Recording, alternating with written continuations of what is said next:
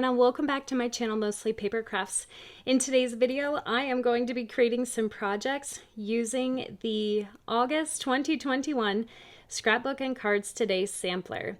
It's a great value, and every month they send us about 12 sheets of 6x6 paper along with some stickers and ephemera, little bits and pieces, and then there's usually something special in the sampler as well. Sometimes it's a stencil or stamps or a die.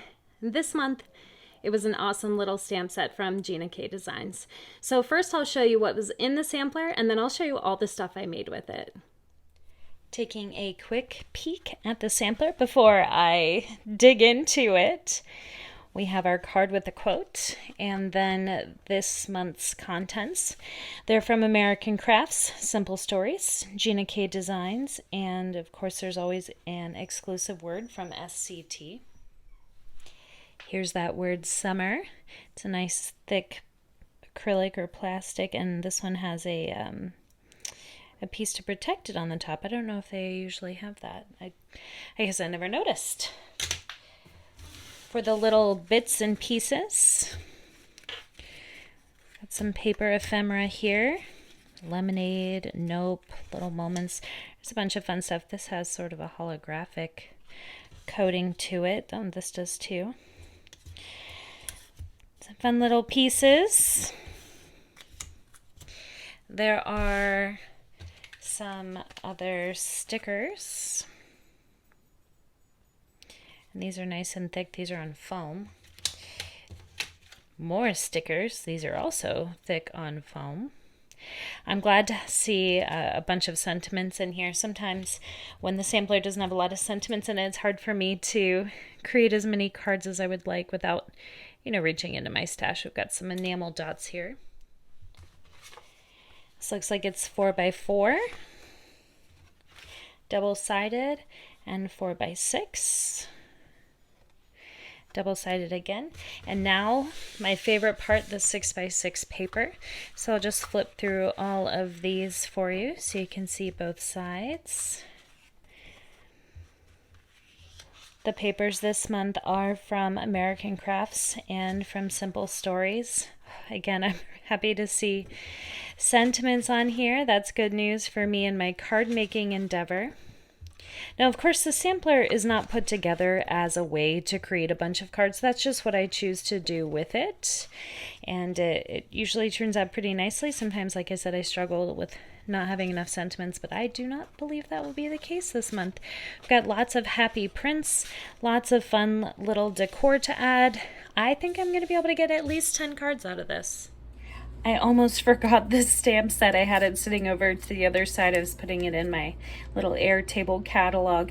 So this is from Gina K Designs, and we've got some poppy stamps here with a couple of sentiments. More sentiments. Happy birthday and love you with all of my heart.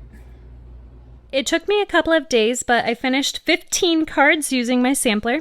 The first two are very similar to each other, and these are small cards. What I really like about this is that I just take one of the 6x6 sheets and I cut it in half, and then I score those halves in half to create little 3x3 cards.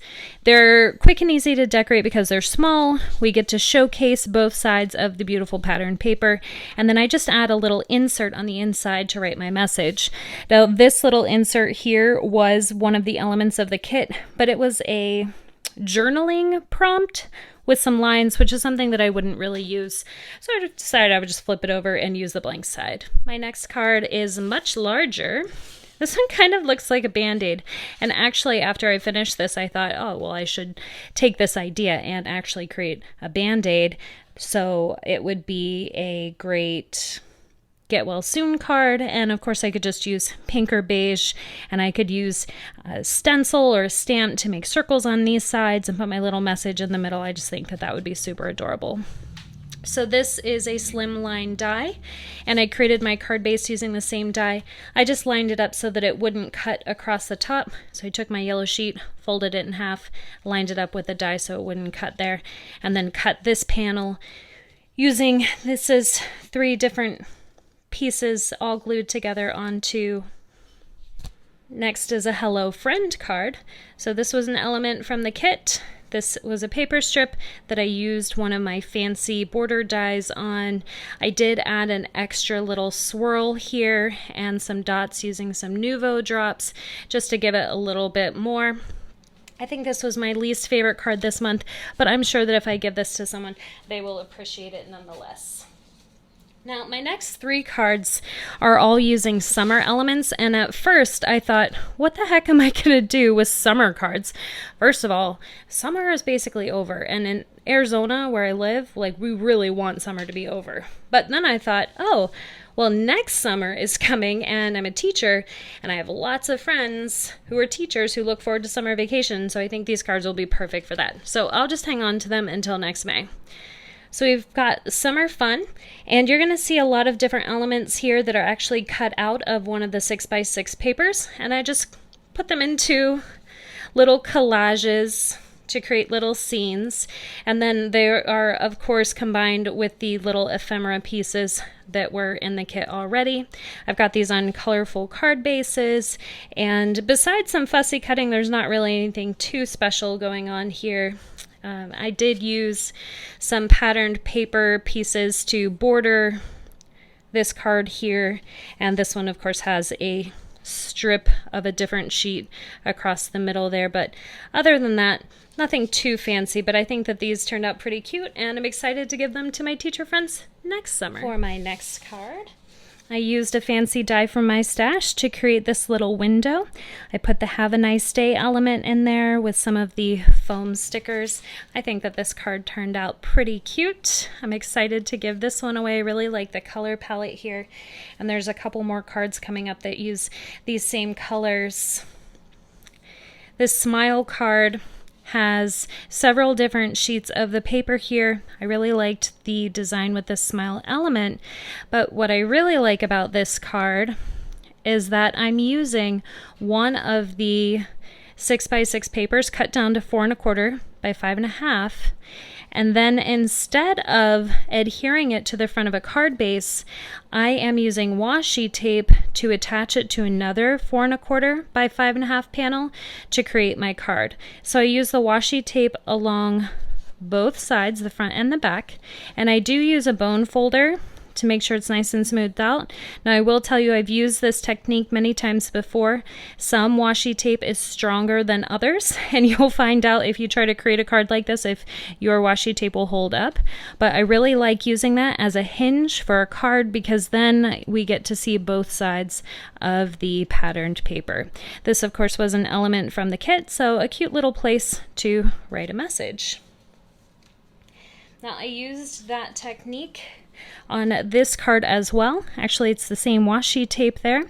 This stamp, as well as these stamps, are from the Gina K stamp set that was included in this month's sampler. Got another little paper strip here, and I loved this floral print with the black and white polka dots. That was my absolute favorite.